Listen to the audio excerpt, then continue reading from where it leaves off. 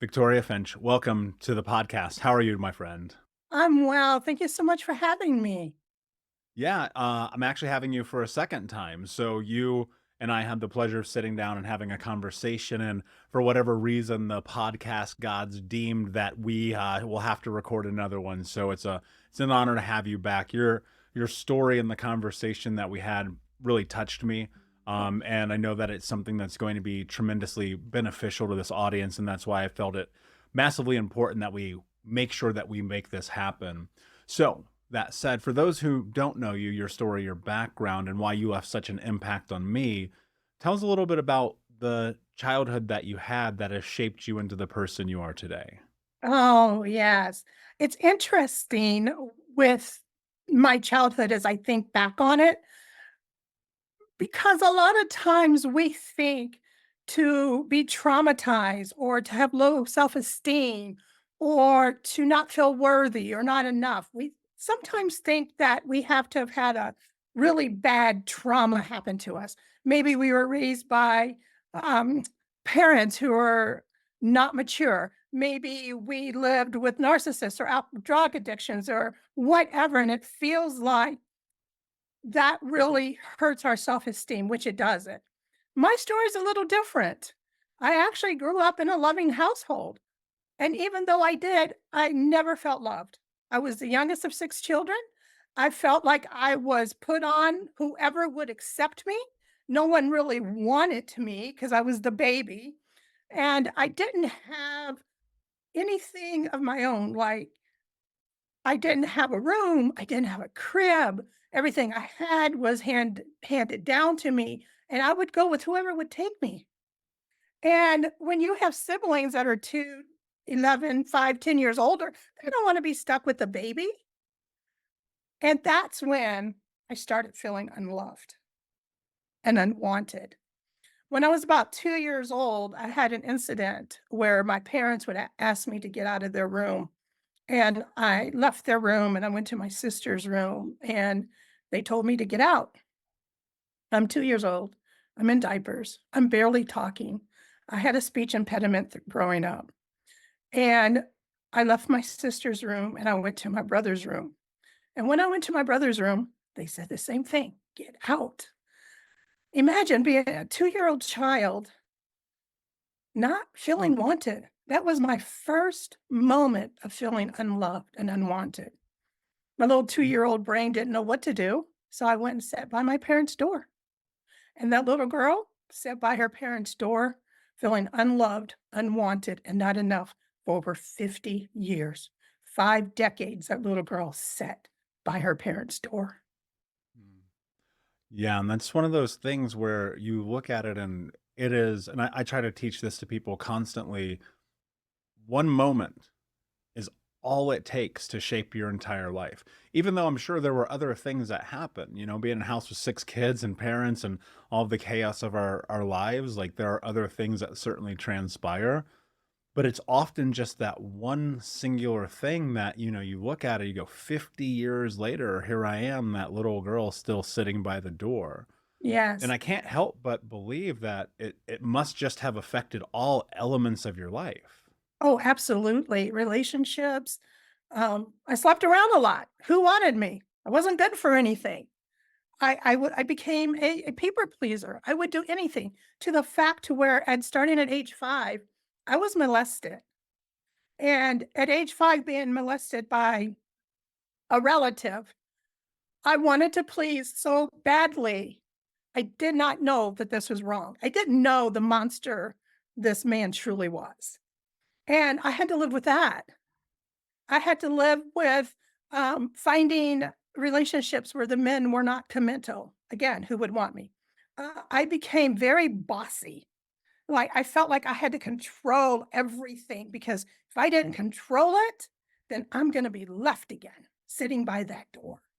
In my work, it was no one's going to treat me bad, and so I always had these defenses up.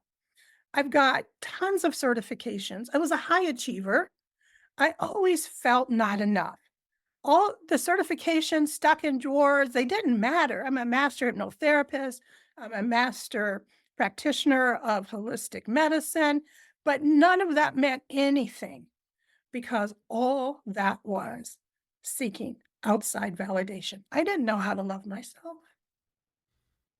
Yeah, I get it. As a high performer myself, I mean, hell, I was on a billboard in Times Square twice last year. Like I Mm, know what it takes, and I know what it feels like that no matter the amount of success that you have, the gap in your heart isn't filled. And we put ourselves in this position where we strive and we strive and we strive for acknowledgement, for compassion, for empathy, for sympathy, for being seen. And what's really interesting is like you don't ever get it from an external source. No matter mhm, what I've ever done, I've never felt full from an outside party or any mm, amount of money or any number of people I've slept with or the accolades that come along with being a semi-public figure. And I think what's really interesting is when you look at the dynamic of just our human experiences, we've been lied to societally and told to go and produce and create and build and go 100 miles an hour, and that's how you're going to find happiness. It's like if you don't have a G-Wagon, are you even a person? And mhm. and I think that as well as I do, like that's just not reality. It's You not. talked about go ahead. And I want to speak to what you said about being on the billboard on Times Square and all of your accolades and being a public figure and all of that. Sometimes there's guilt that comes along with that. I don't know how many times I felt guilty because I'm like, oh, I got a good life. My kids are good. I've got this and I got that. Who am I to feel bad? Who am I to be sad? I should be grateful. And then we push down those feelings of not being enough and not being unwanted because we think that we should be happy. And I think that is the greatest travesty to society. Mm. Yeah, happiness is fleeting.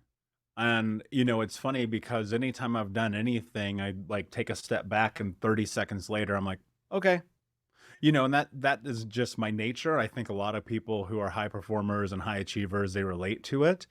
I have a tremendous amount of gratitude for the journey. It's interesting. Just the other day, I was in my truck and I was driving. I'm here in Las Vegas. I'm driving and dropping a friend off at the strip, and I was just like, man, my life is so good to go Mm. from stealing food to survive and straight F's and getting kicked out of high school and death and murder in my life to where I'm at now. It's like this beautiful experience, but the work, the work had to be done. And one of the things I think that's so hard right now is you talk about relationships and being a people pleaser, probably codependent, like being self-sabotage, all of the things. It's like we have got to figure out the framework as individuals because it's different for everybody. Like some people come into coaching with me and their life is totally different. And some people come in and they're like, it doesn't click, right? And you have to be able to go find the person that serves you. What I'm always wondering for people is like, now you're on this other side and we can go back in and we'll loop back to the beginning, but what started the journey for you? Where did you land where you're like, okay, wait a second, something's off here. Another bad relationship, another career that's not going right, another certification in the drawer. What shifted for you? In 2017, I had had a really bad depression. I had been in and out of anxiety and depression for the better part of 30 years at that time. Go to the doctor. They said, oh, it's another breakup. Take a pill for 6 months. You'll be okay. Oh, you had a child. It's postpartum. Take a pill. You'll be okay. And I did that for 30 years. And then in 2017, I'm sitting on the side of my bed, not caring if I was going to wake up the next day. So I had gotten so used to having a fake mask. I was always happy and always smiling. And nobody ever knew the pain I had on the inside, the feelings of not being enough and unwanted. And the pills are sitting on my bedside table, the antidepressants, and I get ready to take them. And my kids, they're telling jokes. I could hear them, they're laughing, but I could find no joy in that moment. I could find no joy. And I had been struggling for so long to be happy, but I couldn't find it. I got the pills and I unscrewed them at the top. And as I poured them in my hand, it was like it wasn't even me. It wasn't me at that time. It didn't feel like me. I shook them in my hand, and as I get ready to take them, I hear a voice, and I say it's the voice of the divine that I call God that said, I made you on purpose for a purpose, and this is not it. And I knew at that moment I had a heart issue. I had a heart issue, and until I could rectify it, until I can make peace with myself, until I could forgive myself. And it's an interesting thing when you're molested, somehow you think that's your fault. When you're in relationships that don't work, somehow you think that's your fault. Everything that happened was always my fault. And it just piled and piled. I got up, I poured those pills out. Now, this is something that's interesting when you start to seek healing that happens. The divine, I call God, will start bringing people and things into your life, the universe, whatever you want to call it. Happened to me on YouTube. Came across a hypnotist who was giving lessons, and I went and I did it, and I was able to go back to that time and make peace with that little girl. And I knew that if I'm a high achiever and I feel this way, and there are times when I feel I shouldn't feel this way, how many other people are there? And I knew at that time I was given the mission, my purpose, to heal the world one heart at a time, and I became the heart healer. Yeah, and that's really beautiful, right? Because I mean, as someone who has been on the edge of suicide myself and know many people have taken their own lives over the years, sometimes, whether it's divine intervention or that voice or whatever comes to you, if you're willing to just listen, everything can be different. Yes. And, there's something to be said, I think, about how incredible it is that life can actually be joyful and fulfilling and satisfactory. And I think there's a lot, right? Because having gone through these tremendous experiences of pain, of suffering, of hurt, of loss, of abandonment, neglect, molestation, like you name the list, right? I always say this, nobody comes through childhood unscathed. It's not a Mm. thing. Mhm. And then you add on that your zip code is a greater indicator of success in life than almost literally anything. And so you come from this place where the deck is stacked against you and it's hopeless and it's dark. And yet, and this is my experience, sounds like yours and many, many other people who are willing to walk through this path, like it isn't always that bad. Here's the hard part about what I just said. Some people are going to hear that and be like, that's not true. You don't know my life. How dare you? And I think the reality is that I do know. Maybe I haven't walked in your shoes, but I mean, I've been through hell and back. You have too. What is life like now? Right? Because here, and the reason I'm asking this question is because I think sometimes people hear me because I host the podcast and I'm on television and blah, blah, blah. And they're like, oh man, this guy has the best life ever and he's lucky and he figured it out. But I'm like, nope, it just took work. And so, what is life like now for you? I wanna back up just a moment because you said something that I don't want your audience to miss, and that is that awareness. The first step to healing is forgiveness and awareness. We have to be aware that there is something wrong and something needs to change. I am a work in progress. I will always be a work in progress, and I believe that we are here, part of this journey to learn and to grow. I just had a situation in my family, and some of the things from childhood reared their ugly head. But now I'm able to be aware of that and say, no, no, no, no. That little girl has left the building. She's gone. We're not going to entertain her anymore. She knows that she's loved. She knows that she has a purpose. She knows that she has a greater calling on her life. And when we can sit in that peace It's about sitting in that peace and knowing that you are marvelously made, that you are perfect in your imperfections. And it's okay to say, I'm not doing so well today. We're programmed when someone says, "How are you today?" "I'm fine. I'm good." We're programmed to say that if you think about it. And we have to get away from that. We have to sit with it. We have to be in those dark spaces. And I still do. I'm still learning. I'm still growing. Healers need healers. Coaches need coaches.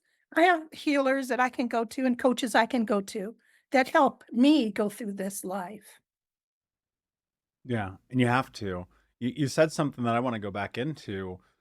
You said that you know that there's something else, right? There's another purpose. You know that there is something divine in the journey. The knowing, I think, is really hard because it's like this walking in faith kind of situation. And that I think that's whether or not you're religious. I don't think that requires a religious undertone or spirit. It's just like you have faith that's going to work out. And for me, my knowing is very simple. I'm like, I've already been through hell, so it's like, why can't I have everything? What does the knowing look like for you, and where does it come from? You And how mentioned it. do you know? You mentioned it earlier. Gratitude. Look back at where you've come through. You've come through something. And what does the adage says? You didn't come this far to come this far. I truly believe that all of my scars, all of my hurt, all of my pain made me into the woman that I am today, just as you are. If the question would be, had you not gone through what you went through, would you be here doing what you're doing today? Will you be helping the thousands and millions of people that you're helping today with the understanding, look, I've been through it. I know what it's like. And when you're able to speak to people from that vantage point, it makes a difference. And I know each and every day. And some days I wake up and I question it. And that's when I have to go back to gratitude. I have to look around. I've got a light switch that works. I have feet. Some are not so lucky. I woke up. I learned to say thank you. Even in the darkest night, I've learned and figured out that no matter what happens to any of us, it's either a lesson or a blessing. There is no in between. We never fail. We never fail. There is no failure. And that was the thing that I had to get in my head. There is no failure. I had a business that I lost about almost $1 million on, and I felt like I failed. I lost my retirement. I lost everything. I was a bankrupt single mother at one time, and I felt such a failure. I couldn't keep my electricity on with my children, you name. I mean, I just have been through a lot. But then I realized none of those instances were failures. They were teaching me. I was being refined. And that's why I know. Yeah, well, that's difficult too, right? Because those failures stack. And you look at it, in my experience, looking at the failures and seeing my life as everything that I did not want, but yet everything that I deserved.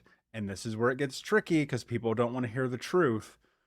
Every decision I made had led me to a path at 26 years old where I was at rock bottom. And you talk about this thing about forgiveness and acknowledgement. And I think that forgiveness is first and foremost a tool best used on oneself. Mhm. And then from there, you extend that out to the world. And people frequently ask me my thoughts on forgiveness, and I'm like, I don't know what the point is of carrying all the pain. I'm not saying everyone deserves forgiveness, but forgiveness is for you. It's actually not for them. And I think that if you can get to that place where you can reconcile your experiences, like you really start to win. Oh, And absolutely. the acceptance part's so hard because by our human nature, we want to shut down. We want to run, we want to escape because biologically our brains are trying to survive. And so when you're faced with these awfulsome experiences, it's like the last thing you want to do is sit with a coach or a therapist and talk about it. But then you realize it's actually the old adage, the truth will set you free. When you look at forgiveness in your life, what does that look like? Who have you had to forgive? What have you had to forgive? How have you forgiven? Absolutely right. The first thing you have to forgive yourself. One of the exercises that I do with the clients that I have them write 100 times, I forgive myself for anything I've said or done. That's got to sink in. And it's the same thing with love. We can only love others to the capacity we can love ourselves. We can only forgive others to the capacity that we can forgive ourselves. And forgiveness is a step that we all must take. But in order to get there, we have to go into the dark spaces. This is where it gets tricky because we don't want to go to those dark places. We don't want to go back to the abuse, to the feelings of being unloved or unwanted. We don't want to go back there. But you cannot heal what you do not acknowledge. And what you do not heal, you will bleed on others who did not hurt you. You got to go back there. What you resist persists, as we know. Daniel Wagner did an experiment. It's called the white bear experiment. And what he did was he had one group of participants not think of a white bear. He said, whatever, don't think of a white bear, think of anything else. But if you think of a white bear, I want you to ring a bell. The second group of participants, he said, think about anything you want. A white bear, anything you want to think about it. But you can think of white bear if you want to. The participants who were told not to think of the white bear rang the bell more times because they were resisting it and it was persisting in their mind. We know that the mind doesn't understand negatives, right?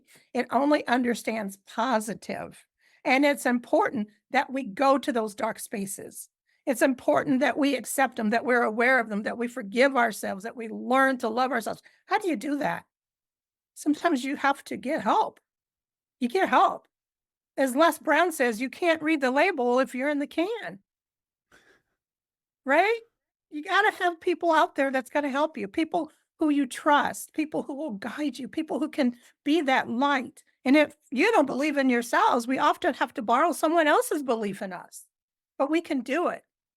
And when we concentrate on the failures and the negative, we've got to switch our brain to think about the positive.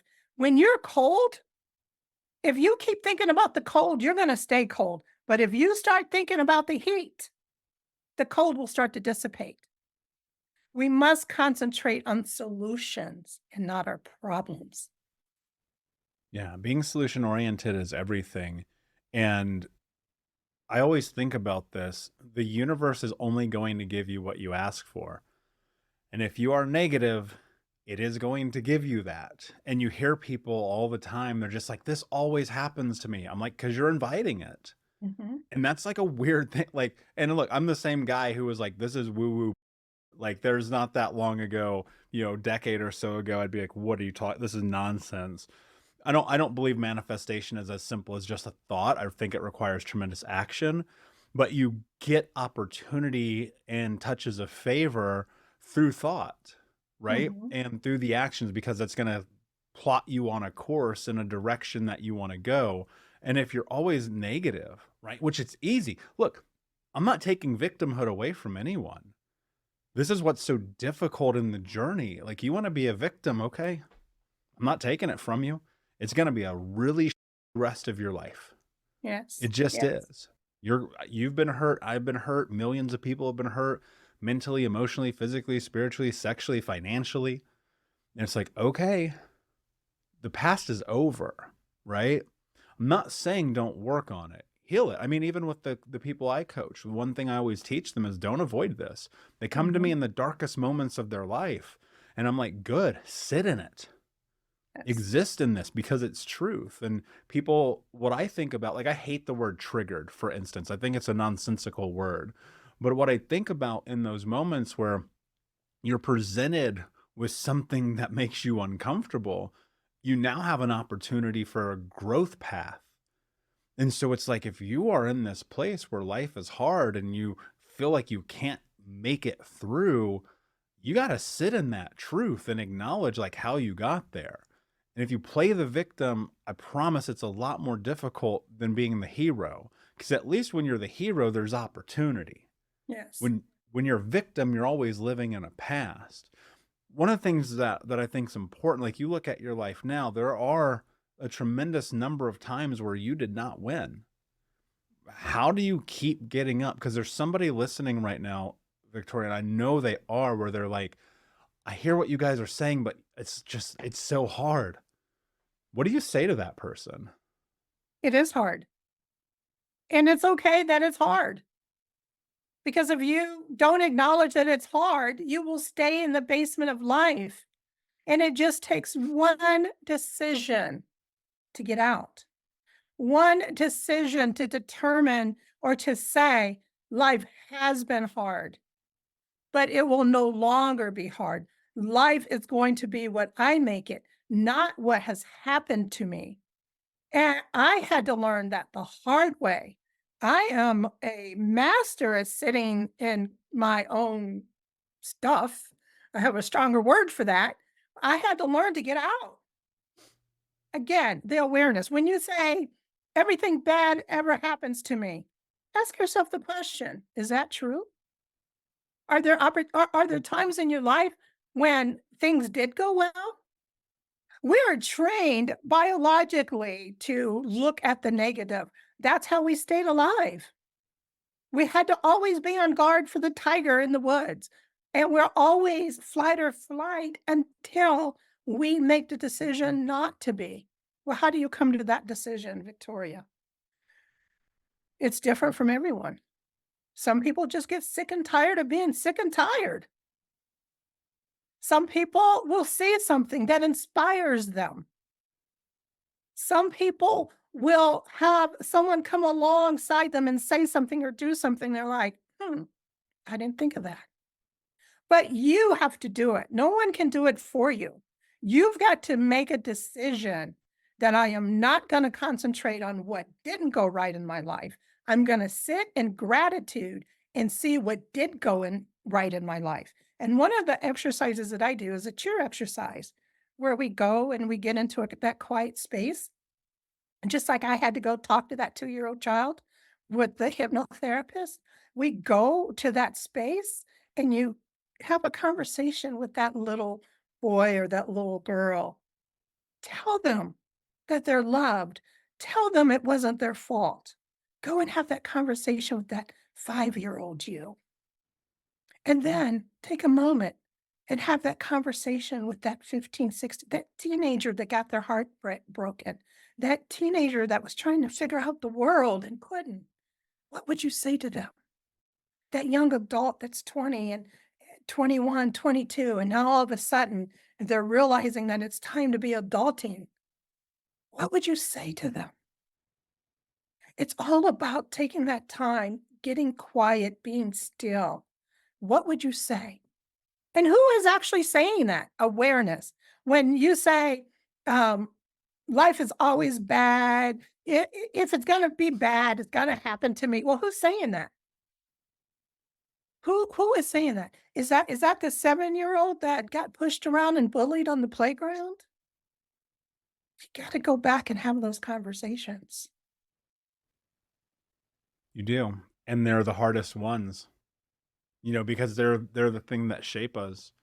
When you look at your journey into healing, it often starts with stepping backwards first, right? So when you Mhm. look at your journey of healing, you have to go backwards.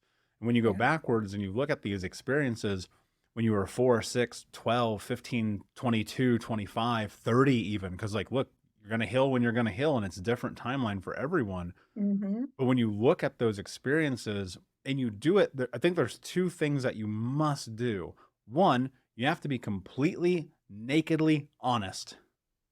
Do not sugarcoat it. Do not lie to yourself. Do not make it less than or greater than it is. Acknowledge it for its reality. I think that's number one. And number two is you have to ask yourself why that experience has impacted your life. You look at your life and you talk about this hole in your heart and having this thing that you needed to heal. You have the neglect from childhood. You have these horrible relationships. You have the relationships you chose. You stepped, you made your decisions.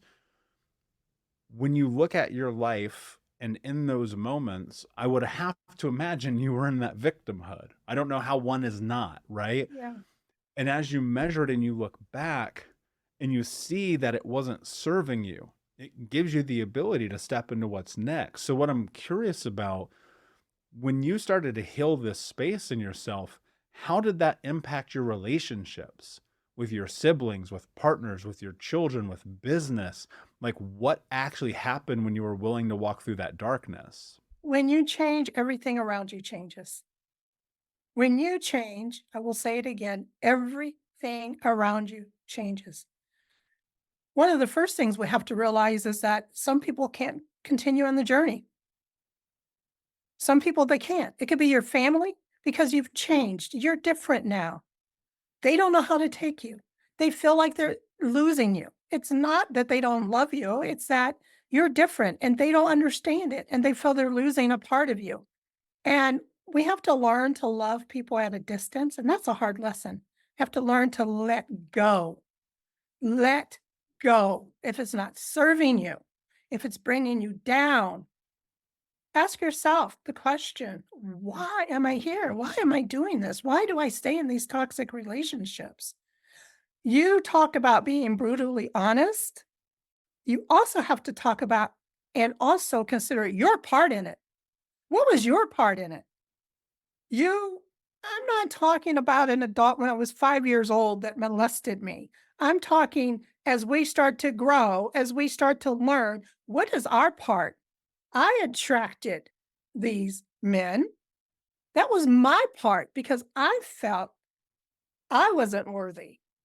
I had to really get honest with my part because it's so easy, like you said, to stay in victimhood. It's so easy to blame everyone else.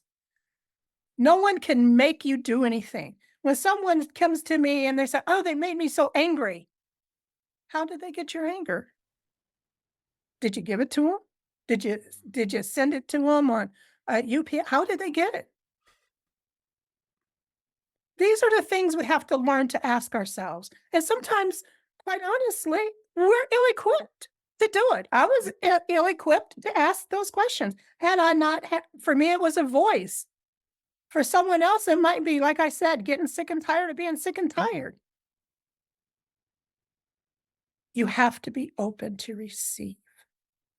One of the best ways to do it is to start to serve. And I'm not talking about pouring from your cup. I'm talking about pouring from your saucer. You've got to fill yourself up first. You have to put your oxygen mask on first.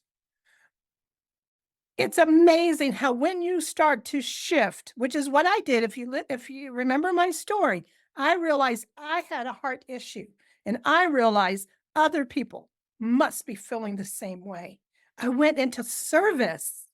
I went into service of others, and I do believe that that's one of the main reasons we're here, to heal, to grow, to serve, but from your saucer, not from your cup. Put your oxygen mask on first. That's one really good way to start. Yeah. And have a direction, right? And I think that people kind of, and I was guilty of this too, nonchalantly just go to therapy or hire a coach or read a book or listen to a podcast. And I can't help but think, like, what is the purpose? Because a ship with no compass will land on any island. Mhm. And I just constantly bring to my awareness, like, why am I doing something? Why am I recording this podcast? Why am I coaching? Why am I in the gym first thing in the morning? Why do I meditate every day? Why did I even start this journey? Right. And when I rewind, me being of service was to myself first, because when I was, I was a train wreck. Like when I look at my life and I see you laughing, and I can't help but think, like, you resonate, right? I do. But I mean, I was a complete train wreck. I Yeah. mean, I was morbidly obese, smoking 2 packs a day, in massive Mm. debt. My family was a disaster. My relationships were a disaster. My health was a disaster. I can't believe people would even sleep with me. I'm like, what is wrong with you if you're banging me? Right. And so you're in this thing where then one day, which was my journey, I woke up and I was like, I am over myself. Mm. But here's the interesting part, it doesn't mean that it doesn't creep up sometimes. Mhm. Doesn't mean that it's not there. There's an extent to it, and I believe this, and I've gotten in trouble for saying this before, but, you know me, I don't really give a I there's something about us that is addicted to our own suffering from our childhood trauma. There's something that until the work becomes so deep, and I think the gap in time in which you have this experience grows. And I mean, now what? I'm 14 years into this journey, and there's still these solitary, nuanced moments where I'm like, oh, it feels good to be the victim. Right. And you learn how to pull yourself out faster and faster and faster. Right. But in the beginning, I think we are addicted to the suffering of victimhood. I think we're addicted to the idea that woe is me. And I'm curious if you had that experience too. And if so, what really pulled you out of victimhood and into herodom? Again, it's understanding. It's understanding how human behavior works, it's understanding the mind, it's understanding what I want out of life, and how am I gonna go get it? Oh, I'm the youngest of 6 children, I could play victim with the best of them, alright? I mean, that's what I did, that's what I did, I played victim. I always say, it's okay to have a pity party, it really, really is. You just have to know when to leave it. We all are in victimhood every once in a while. It just comes up. You're standing on in line and you're upset with the barista because they're taking too long because you messed up your own order, but it's their fault somehow, right? Now you're the victim. And recognizing how it creeps up in subtle ways. Have to be aware. It just creeps up, and before you know it, it's like, well, wait a minute. Again, what was my part in this situation? How did I bring this around? And just taking that step back, take a step back. I can't say enough about becoming self-aware. And you also nailed it. What is the purpose? Why do you want to go to therapy? Why do you want to change? And you got sick and tired of being sick and tired. You got sick of being you and you needed to change. You made that decision. Nobody made it for you. You did. And that's what people need to hear. When are you going to decide that something needs to change in your life? And are you willing to do it? Yeah, and at the beginning, it might be through anger, right? It might be through anger or fear or heartbreak or upset or any negative. Very rarely in my experience has it ever been, very rarely in my experience has a breakthrough ever began out of joy. Yes. Yes. But Yes. what's really interesting is that even though very rarely any experience that is a breakthrough begins with joy, on a long enough timeline, despite the fact that your journey started with hurt and loss and suffering and grief and despair, it transmutes itself into grace and compassion and love and joy and hope. And it's a process. And I Mm. tell people all the time, you can't come into coaching for a week and your life's going to be different, or go to therapy for a month and expect everything that you've ever wanted. And it's the same as anything in life. You have to be able to deploy a tremendous amount of patience and grace, and even sit in the silence a bit and acknowledge where you're at. When you look at your life, I think that it's really incredible what you've been able to persevere through, to be able to change and heal and grow and to be of service. What was the let's talk about timeline, because I want to make it realistic for people. Like, I'm 14 years in. I just came back from an ayahuasca retreat and a meditation thing and Date with Destiny with Tony Robbins. Like, I'm still doing the work. What Talk to me about timeline. Like, what does it look like when you're healing your heart? The timeline's going to be different for everyone. It really is. I started in 2017. And it doesn't sound like a long time, but you have to understand that at that time, I was in my 50s. So you're never too late. It's never too late to get hope and to find love and to accept yourself. It's never too late. I don't think you can give a timeline to anyone because even now in 2024, I'm still healing. I'm going to Tony Robbins. I'm a student of Dr. Joe Dispenza. I'm constantly changing and evolving.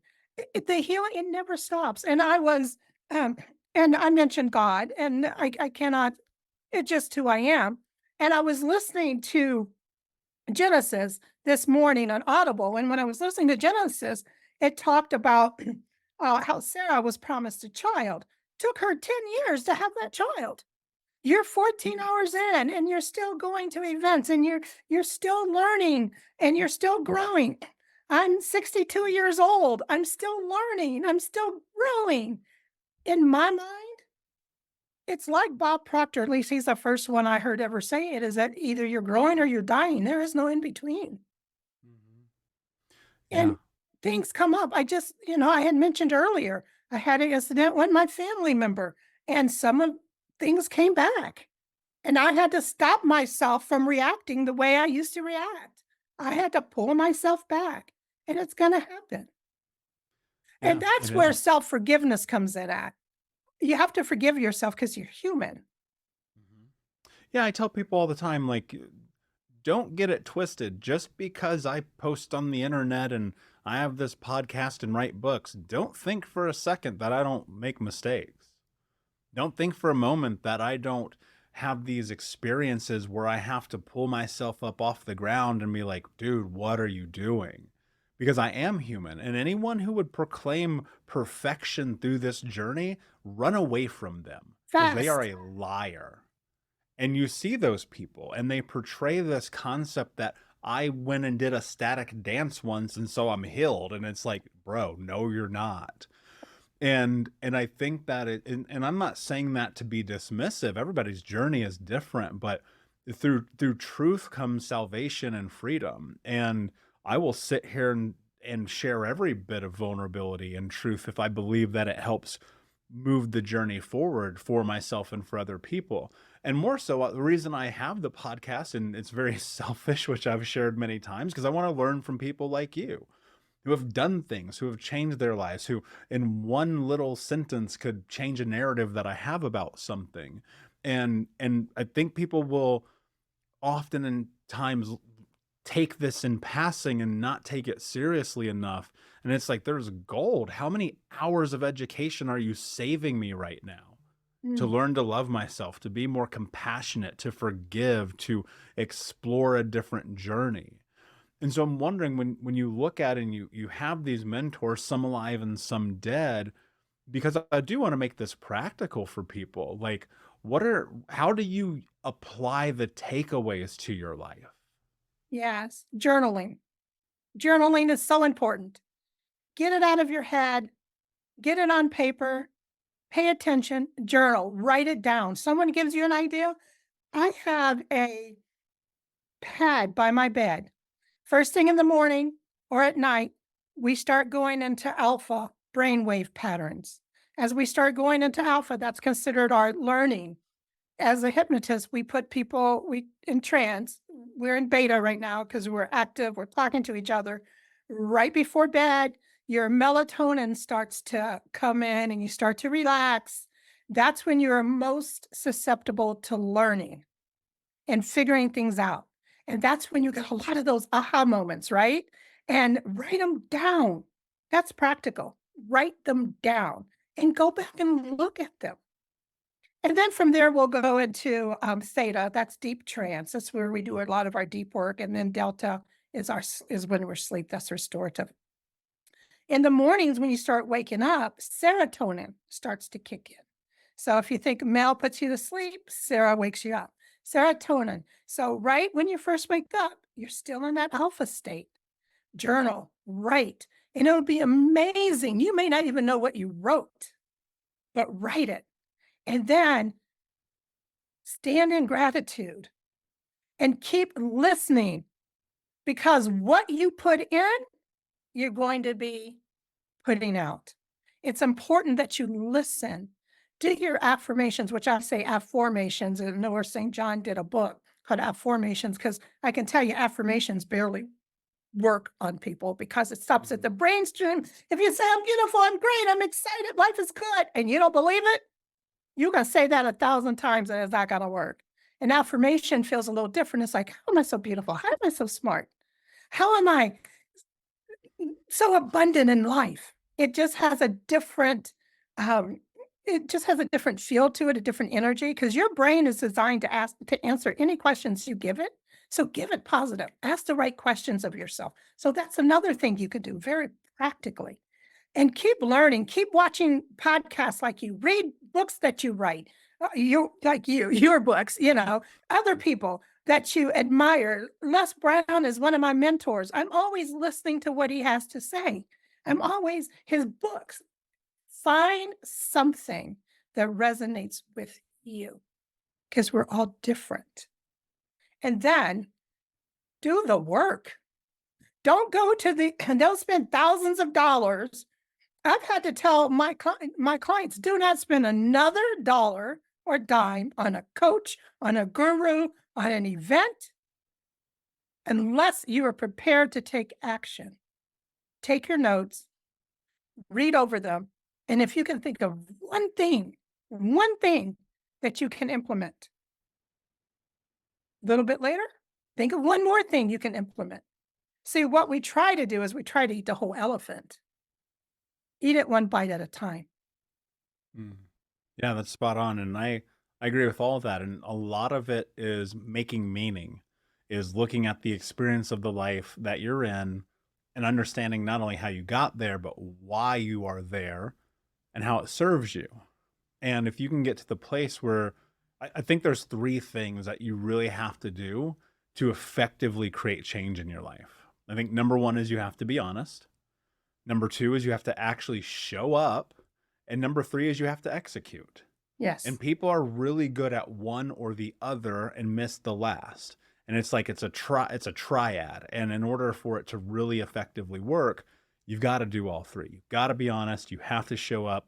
And I would argue the execution, the taking action portion of it is the most important. And that can be little things. And for me at the beginning of my journey, I was like, can I brush my teeth today? Like, do you know how crazy that is? Like to brush your teeth when you're Oh, yeah. 25, right? I'm gonna go to the gym today and Dragging just move yourself to my the shower. body.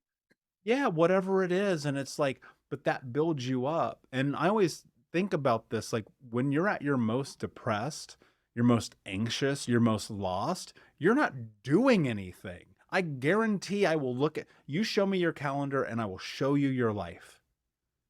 I guarantee it. And so if you can implement some things into your life that require physical energy, right? Because energy is just displaced. It's never created or destroyed.